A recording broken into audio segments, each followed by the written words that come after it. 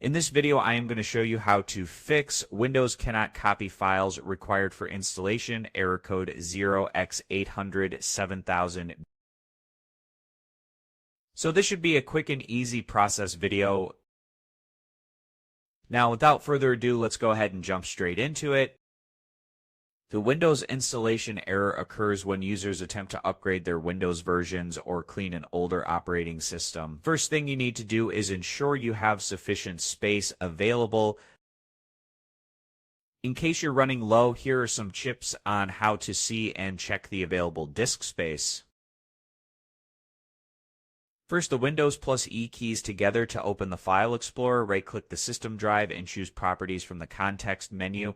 Then check the box associated with free space to see how much space is available on the device. As you can see, you can do just like this and then check how much disk space you have available. Now after that, remove external peripherals and modify permissions of the system drive. During the installation process, Windows requires accessing and modifying various system files on the system drive.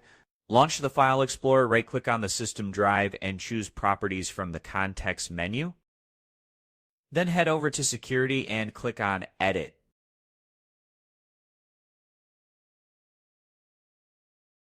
And now select the users and checkmark the box associated with full control under the Allow section. As you can see, click Apply OK to save changes, boot into save mode.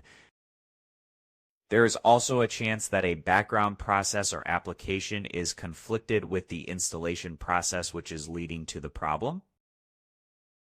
So this was an easy and quick process video. As always, thank you for watching.